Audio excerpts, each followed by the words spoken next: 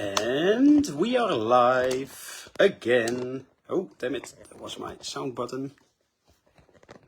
Probably you will still hear me, but let me just turn it up again. And we can go a little lower, because you don't have to see the roof. So, that's better. So, welcome. I am Josua Hannink from Future-Morphs. As always, I will just start. It's live now, today. What is it? It's Monday the 13th at 8 o'clock at night. So if you are watching this a little later than that, it's fine. Please keep watching and you can ask questions and stuff. But just keep in mind that I cannot reply live to you. Because sometimes people after the live is over, they say, hey Joshua, and then they might get upset that I don't say hello to them. But I'm just not live anymore then. But if you're watching now, say hello. And I see a lot of people are doing that already. So let's check who is watching. Jamie Nice says hello. Hello. Linda is watching. Hello, Linda. Jimmy is watching. Aloha. Tom is watching. Nicola is watching.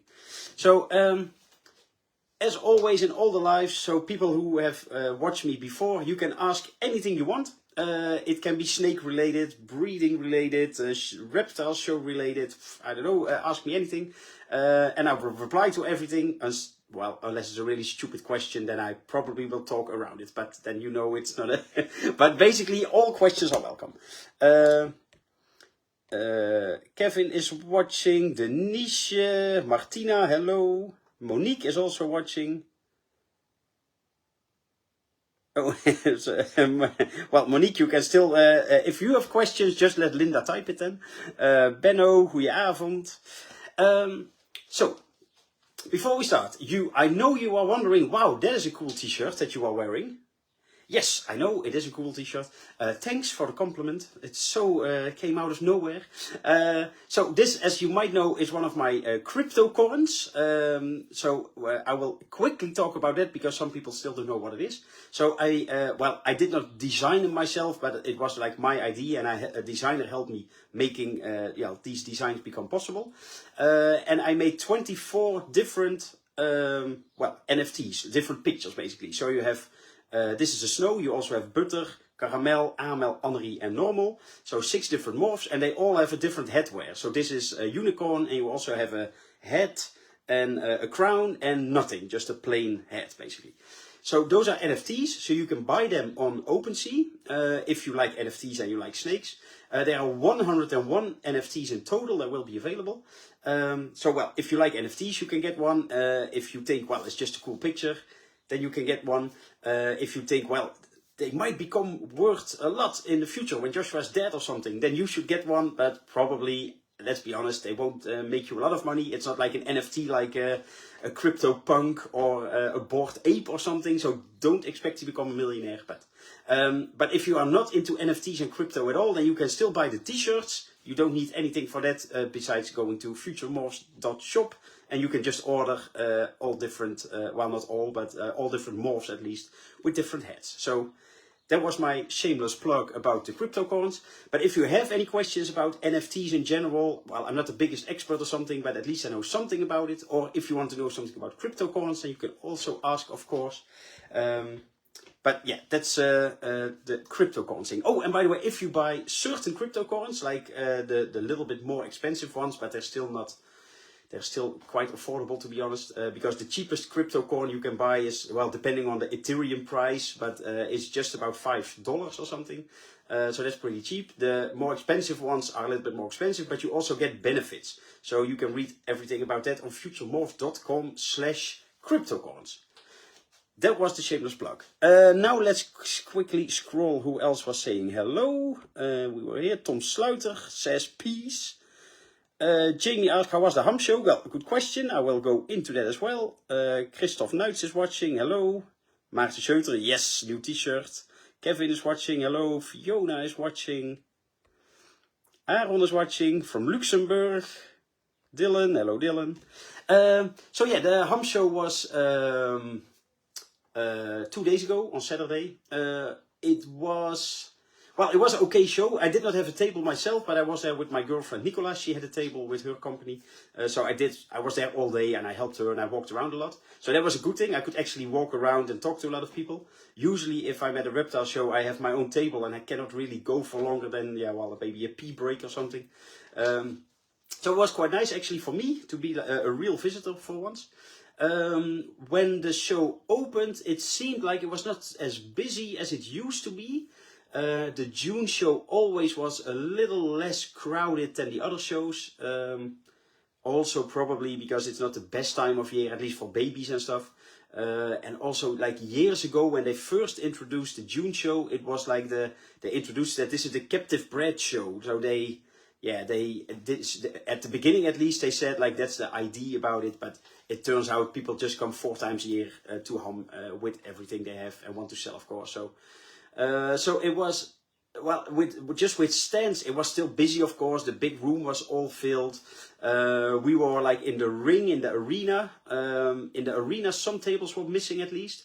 And I'm not really sure, but some of the halls, the rows in the big hall, they also seemed a little bit wider. So maybe there were actually less rows of tables, but I'm not really sure because I never counted them or whatever.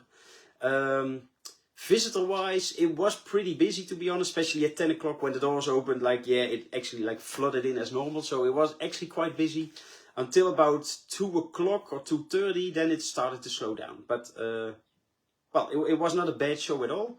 I only brought some reservations, so I did not have a good show selling-wise or something. But just, what I saw and talked to people and stuff, it wasn't too bad, I guess. Was anybody here as well that's still watching now? Were you also at the Ham show, or what did you think? So I'm also curious if you maybe thought that it was less busy than normal or whatever. So, also speaking about reptile shows, a quick update about a YouTube video I made about 2 weeks ago about the banning of certain morphs. People asked me some questions and stuff about it, of course. I don't know what Ham will do. I did try to book a table for the show in September. But Ham is a little old school, so I just filled in the form and then they will see if they have a table for me and send me via the post, and you cannot do it via email. And so I don't know if I will have a table. But I also don't know what the rules will be then. But I did talk to the owner of the Houten show at the Houten show. So that was 1.5 weeks ago or something, because he also noticed my video and also emailed about the positive list. And I still don't know any exact plans that he wants to do, but at least I had a short talk with him. He said the politics side is sort of pushing for some form of regulation. So he said, I prefer to make some form of rules now myself, so I can at least control it a little bit.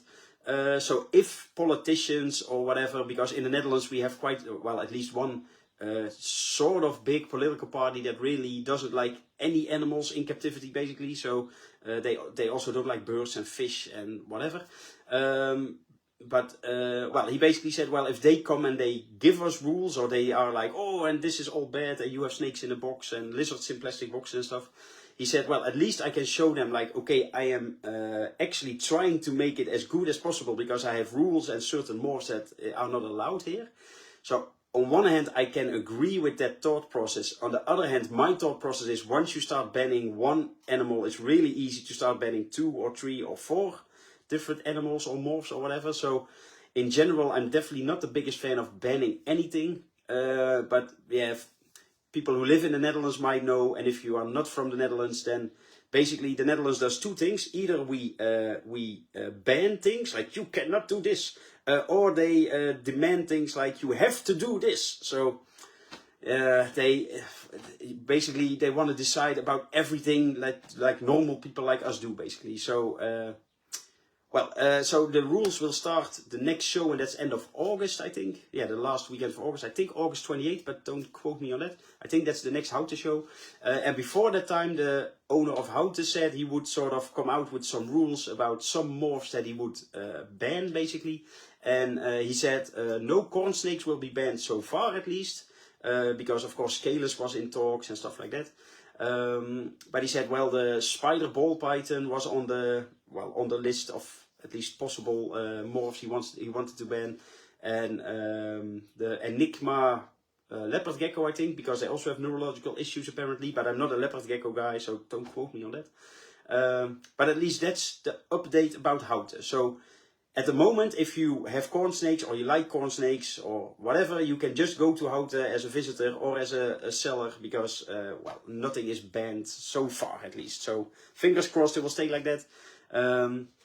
That's basically also the reason I contacted them before, because I also told him, I said, I'd rather give my opinion basically unasked or unwanted, but at least they know about it, because that's easier, because then you can talk to somebody and say, oh, maybe, well, Joshua, you are doing this professionally and you do it for such a long time and you're such a good guy. Well, he didn't say it, but in my mind he was thinking that. But at least then you can start a conversation. And if I would not say anything to him or do not make a video about it, and they would ban a certain, like let's say a scaleless corn snake, and I would start screaming then, well, but that's bullshit, then yeah, it could be too late. So that was the reason I wanted to talk to the guy and also make the video. So let me see, because there were some reactions. Ben was asking, is there something nice hatching? No, nothing nice. Also, nothing is hatching. We can go to the incubator, of course. Well, I must say I checked about an hour ago, or hour and a half. But by the way, it's, well, look, it's 26.7 degrees Celsius to 27.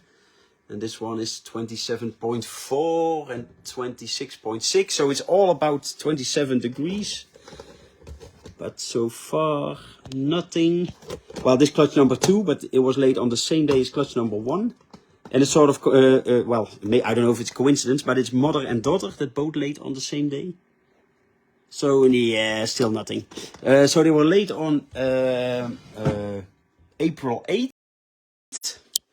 So that's 2 months, and so it's 2 months and 3, no, 8, 9, 10, 11, 12, 13. So it's 66 days already at the moment. Oh, but nothing hatching. But on a lower temperature, it's normal, of course. The reason I put my thermostat a little lower, by the way, is because it was also a question of one of you, so I will go into that as well. But especially in summertime, that room can become quite warm. I can cool it, of course, but of course, if the rooms get warmer, then inside the incubator it can also become warmer, because it's sort of insulated, so the heat will stay in more. Of course, the thermostat will go on less often, but now this year I for the first time I have a pulse thermostat. So basically, if it's hot enough, then it slowly goes, and if it gets too cold, then it will. So it will become a little warmer, and it actually works quite well. Before I had a thermostat that just went basically to 28 and then back to 27.5 and to 28, and that's also fine. There's nothing wrong with it, but I do like this, and also yeah, you can just turn the dial a little bit if you just want it a little cooler. So I actually like it, but I put the thermostat a little lower in the beginning, because maybe in 2 weeks or whatever, when it becomes really hot, then if the temperature then becomes maybe about 28 or maybe even a little over 28, at least most of the eggs were not all the time at that high temperature. And basically they can hatch until 30 or maybe even 31 degrees, but that's, to me, that's way too warm to incubate corn snake eggs. They will hatch pretty quick, maybe at like 50 days or whatever. But, well, not always, but sometimes the babies are a little bit smaller, and why would you like rush the 10 days or 2 weeks or whatever? It doesn't really benefit the snakes or myself or whatever. So that's why I put them a little lower. So it's not strange that the eggs are hatching, well, around day 70 or whatever. But it's just annoying for me, because I want to have babies. I see babies everywhere on Facebook. Like, yeah, all my friends and stuff, they already have babies, and I still don't have any babies. But oh well, I should not complain. As you might have seen earlier today, I posted a picture, and it was clutch number 100 of this year. So in 2 months, I will be happy to get rid of some snakes instead of getting more babies probably. But oh well, I cannot complain too much. Where were we with the... Daisy, no, I'm not selling my green snakes like my Goniosomas. They will stay here. Yeah, Christoph was in Ham. Yeah, well, I saw you, of course. I don't know if you seen something different at the Ham Show compared to normal. Kevin asked if I buy something new at the Ham Show. Well, good question, but no, I was being a good boy and I did not take home anything. Let me think. Well, no snakes, but no, I did not even buy like supplies or whatever. So yeah, but I also did not really get in any money. If I had like maybe a really big stand and I sold all my snakes, then it might have come across my mind. But I also did not see anything that I really was like, oh damn, I need to have this. So I saw I saw some really cool boa constrictors. But yeah, I don't have boa constrictors, but I used to have them and breed them. So if I was a boa guy, then I would have bought some new boas. But yeah, I shouldn't, so I won't. But corn snake wise or something, well, I did not see anything super special. I did at La Ferme Tropicale. It's a French store, but well, I know the owner sort of well, but a really nice guy. He had a pair of Goniosoma Jansseni, and they were like, well, 3/4 adult, about that size. And I was like, oh, that's sort of, because I have 2 terrariums free for Goniosomas. So I actually was doubting it. But yeah, they were wild caught, and that's not a big problem because those are basically always wild caught. Sometimes they are captive bred babies, but basically they are never really sold because everybody wants to keep them at least for the first year or whatever. So if I would get Goniosoma Jansseni, then I probably would get imported ones anyway. But they were 495 euros each, so let's say 1,000 euros for the pair. So I was like, that's a lot of, well, it's worth it, but it is a lot of money, of course. And I do have the terrariums, but they're not decorated and stuff. So I was like, yeah, if I buy them now, then yeah. So, but actually, Goniosoma Jansseni was actually something that I was like, ooh, should I do it? But I didn't. I was a good boy. Christiana says, hoi, hallo. Jimmy Prijs, new regels Augustus. So Jimmy asked about the new rules in August. If the live is over, go to my YouTube page and the last video there. It's also in English, but it's about some morphs that are being banned because they are bad. But I made quite a long video about it on YouTube, so go have a look there later. Christian asked if I'm at Antwerpen or Ghent shows. No, probably, definitely no, but the only show I used to do in Belgium was the Antwerp show, because it's about a 45-minute or 50-minute drive, so it's not super far. But it was never the best show for me selling-wise, so it's quite a nice show. It's not Houten, but it's quite okay. But I'm not sure. I will look into it if it's maybe also on a date that I can go or not. But if I will go, I will post it on my Facebook, of course. Natalie has a question. Hello, Natalie. She's saying, what or which is your favorite snake?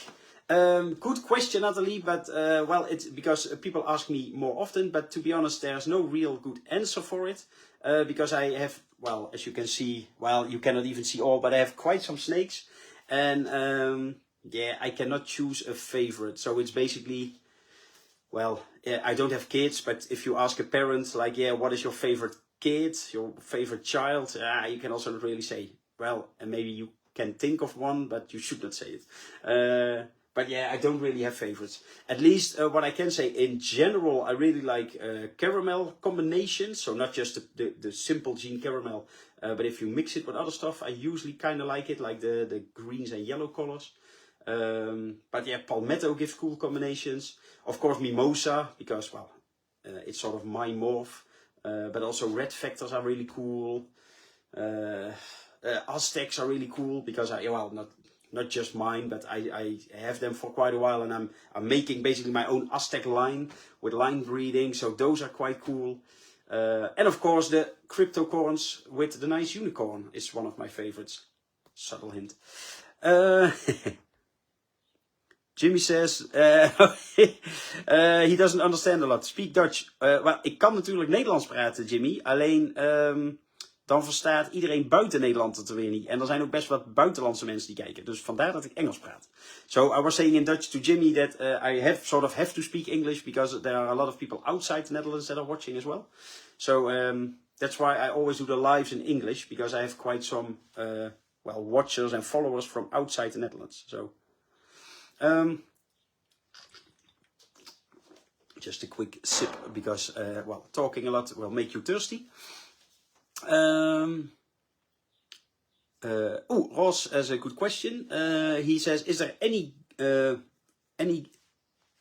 good? Well, is it any good probably to turn up the temperature 1 or 2 degrees just before hatching to give them more energy? No, basically not. Well, not basically, no.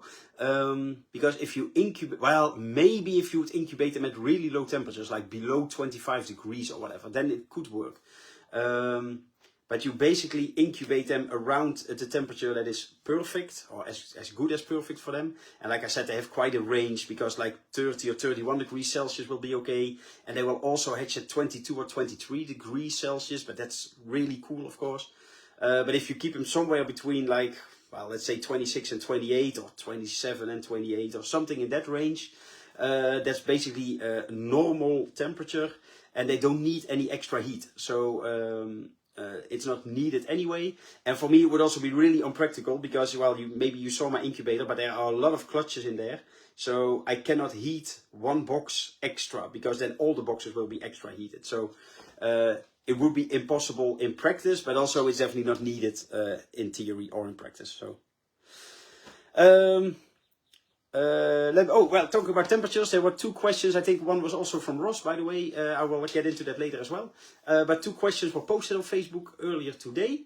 One question was, how do you keep your snake rooms and your snake room and your baby room basically below 27 degrees if it gets really hot outside? And that's a good question. In the Netherlands, it will become warm in summer, especially like July and August. It can become 35, maybe even 40 degrees. Well, I do basically, well, I do more things. 3 things I do. One is this, well, I don't know how you call it in English, but window blinders or something probably. So, well, it's just electric, and it can go up and down. So in the morning or in the evening when it's cool, I will either open it totally, but otherwise we'll do it like this and open the windows so some cool air can come in. Also,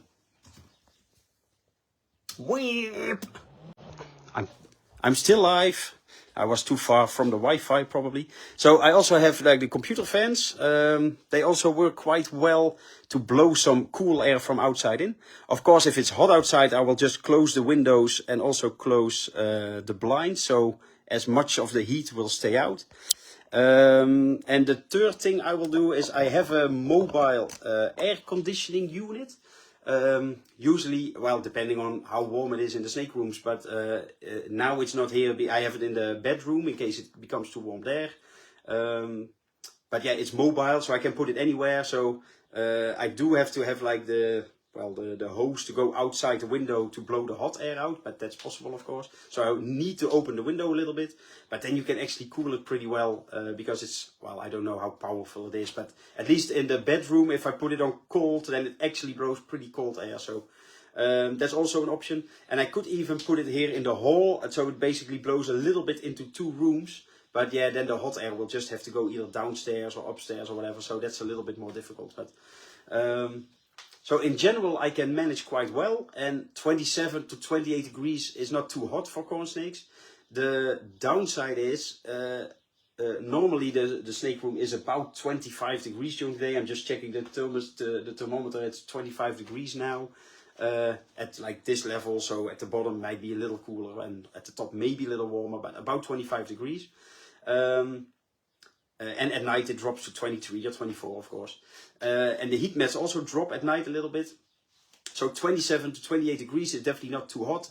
But if they don't have any cooler spots, or even only warmer in case the heat mats will go on, then it can become too warm. Not too warm basically for them to stay alive and to eat and digest, because especially if it slowly gets warmer, they will get used to it, of course.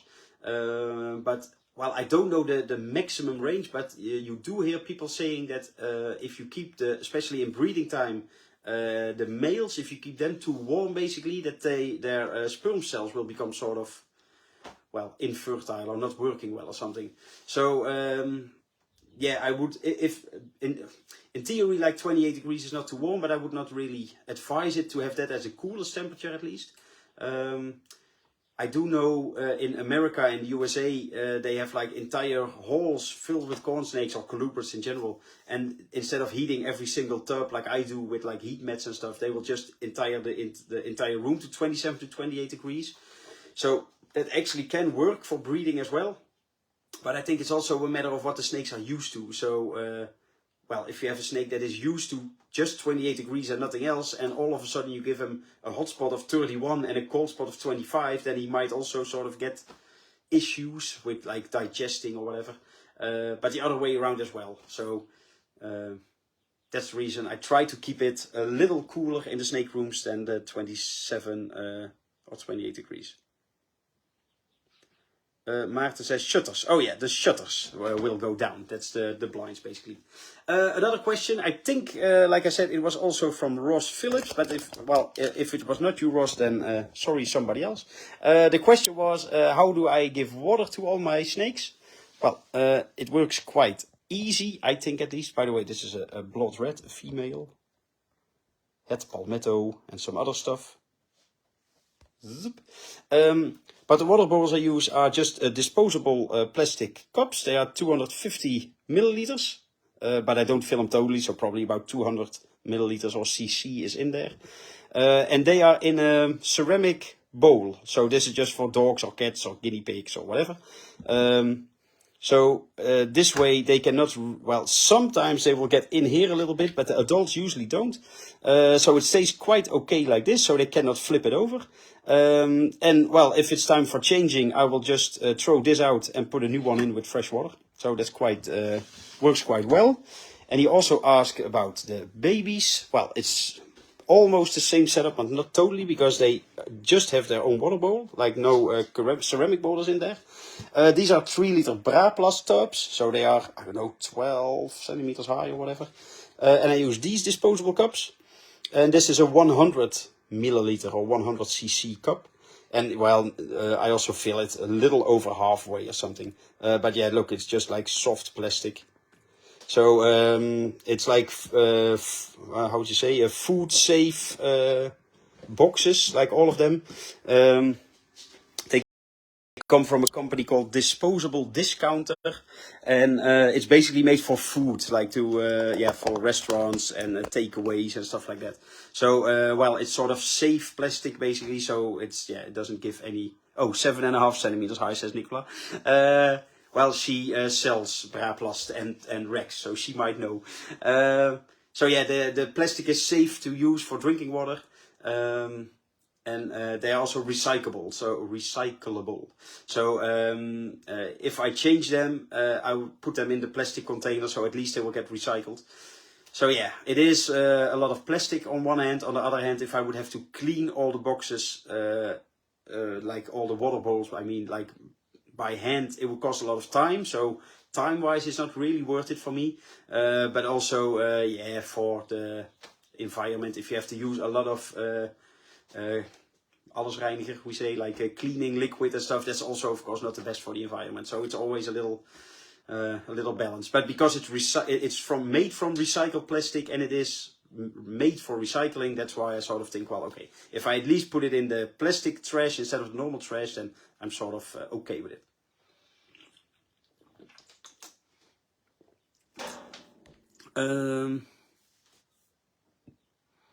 Daniel says, the Henry couple I bought from you, 15 perfect white eggs. Thank you. Well, Daniel, good to hear.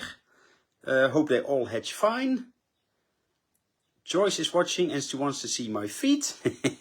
Joyce has a foot fetish or not. We still don't know if she really likes it or not, but it's sort of an ongoing joke. So, wait, I have to switch. Look, Joyce. Feet. Woohoo! And I even have 2. Look, that's another one. So, Joyce is happy again. She can sleep well. Christoph is saying, oh, Ross Phillips asked the question. Was it Ross Phillips? Oh yeah. So yeah, I hope it's clear like now, Ross. Christoph is asking, very nice reptile, very nice Very nice Rex, Repsy Gems. I'm thinking of buying a couple. Well, shameless plug number 2 of the video. Nicola, my girlfriend, has started a company about a month ago called Repti-Rex. No, Repti-Gems. Fuck, I read Repti-Rex, sorry. Repti-Gems. So go to reptigems.de. She basically makes the same Rex that I have from Alurex. But she really upgraded them. So the Alurex are just all one size that you can buy, and that's all. So she really upgraded them. You can put more big boxes in, for instance. She uses magnets, so if you stack them, like I have ugly tape everywhere, and with the magnets they will just stay on top of each other. She has like a pedestal you can put below there, so the bottom boxes won't get too cold. But she also does custom stuff. So if you say, yeah, but I don't want a rack that's like 30 small boxes, I just want a bigger one or a smaller one. She cannot make everything, but basically she can make whatever you want. So definitely go check out reptigems.de. Joyce says, well, Joyce liked my feet and she likes my shirt. Well, Joyce, they are still available on futuremorphs.shop. Let me think. Did I forget any questions? We talked about NFTs. We talked about the water balls. We talked about temperature. We talked about the shows and the new rules. Well, if you have any other questions, let me know. Like I said in the beginning of the video, you can ask me anything basically. So if you have any questions, just put them in the chat and I will read them out loud and also answer them. And otherwise, if people don't have any more questions, that's also fine, of course. I don't know how long we are going, but then I will just stop for tonight. But, oh, Jamie is just sending something. Please explain why corn snake breeders don't cut the eggs around 50 to 60 days and ball python breeders do. Well, good question. I don't know if I have a good answer. Let's just say that ball python people and corn snake people are not the same. Not in a good or a bad way. I worked for 1 year at Snakings. Well, 3 or 4 years ago now, but a big ball python breedery. So I do know how it goes basically in ball python land. And by the way, they also what's his name? Jay from Prehistoric Pets from America. He also cuts like reticulated python eggs, and he actually like pulls out the babies and stuff. I really don't like that, but different story. There are two things. One, there is a good reason to cut open eggs because, of course, you can have a baby that's either misses the egg tooth or it's not strong enough to cut the egg, or there are too many other eggs on top. It hardly ever happens, but you can save basically babies by cutting open eggs.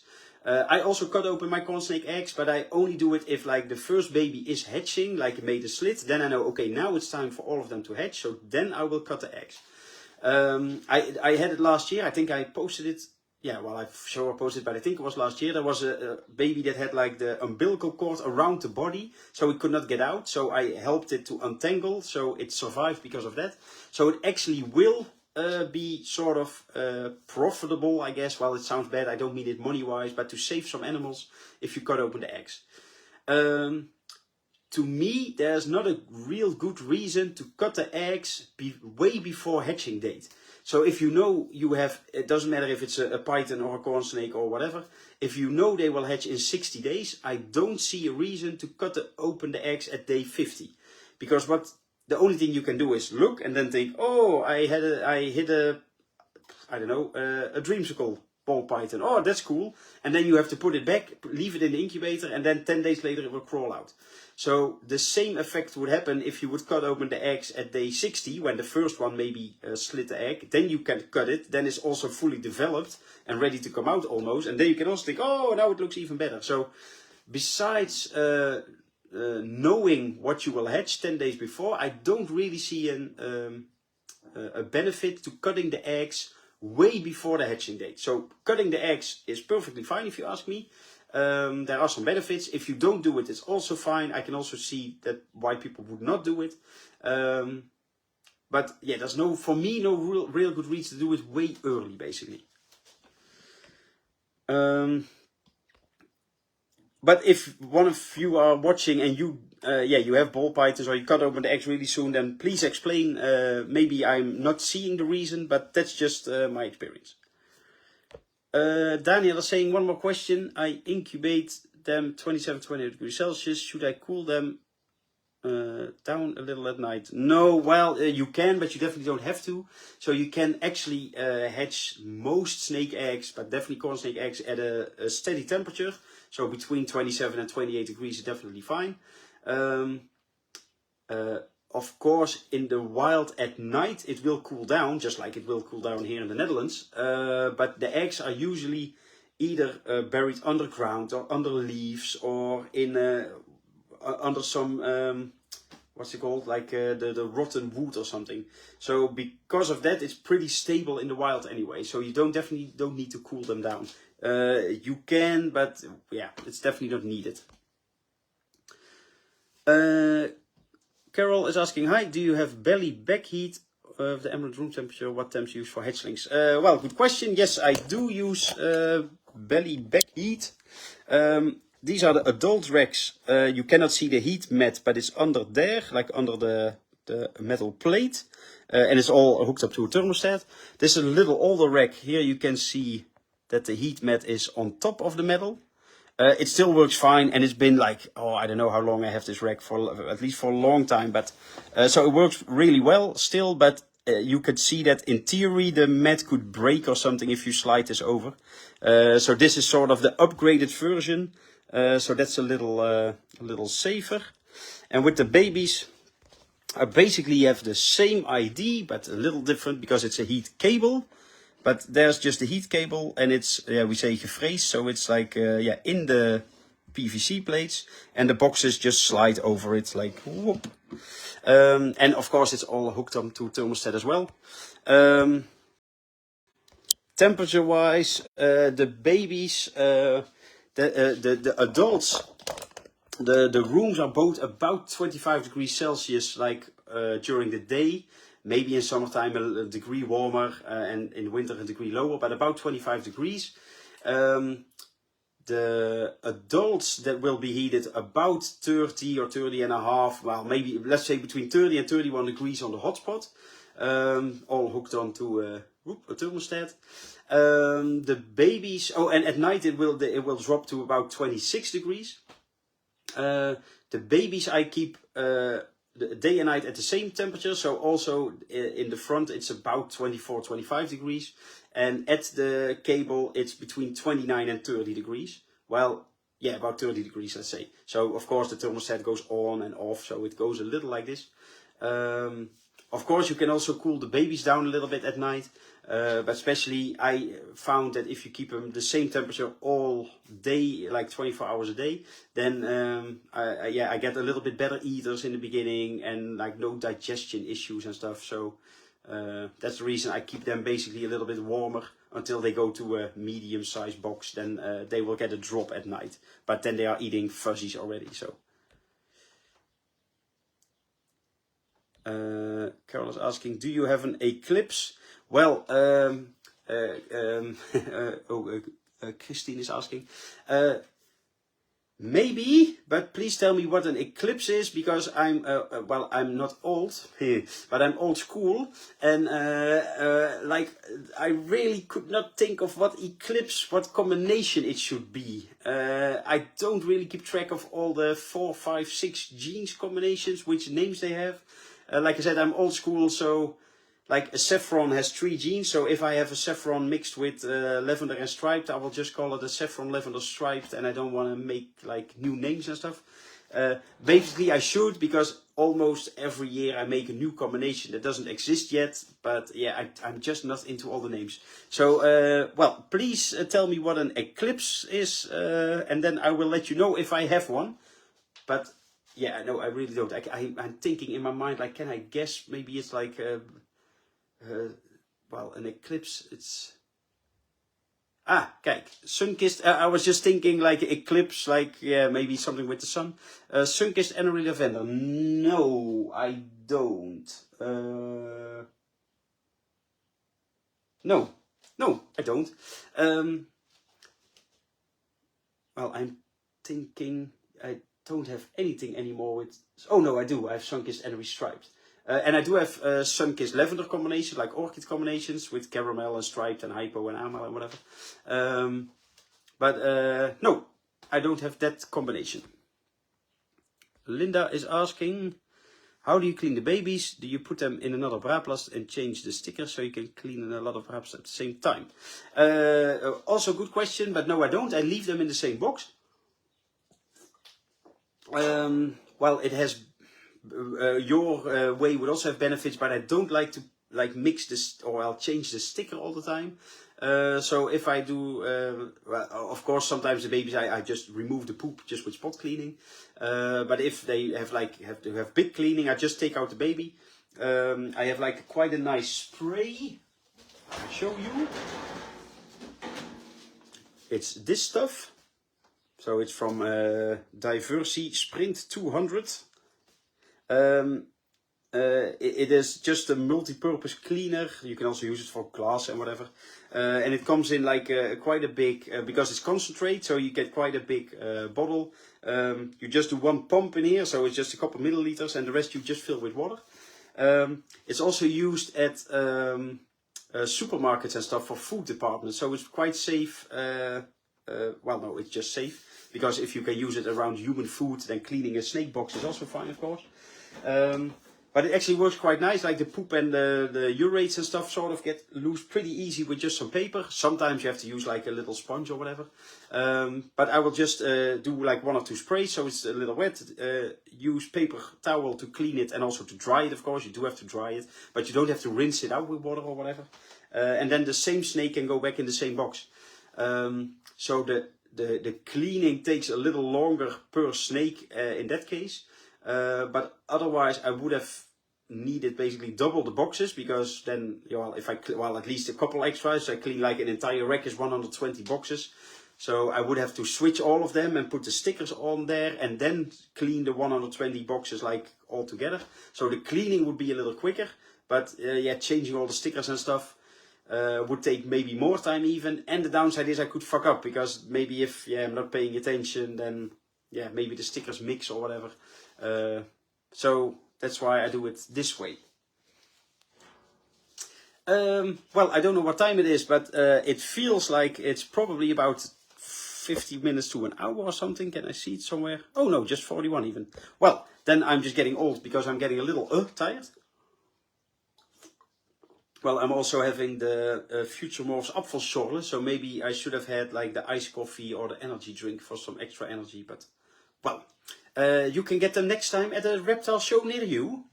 But if you have any burning questions, then let me know, of course. And otherwise, yes, Joyce, I'm old. You also recently had your birthday, right, old woman? So, well, any burning questions, then let me know.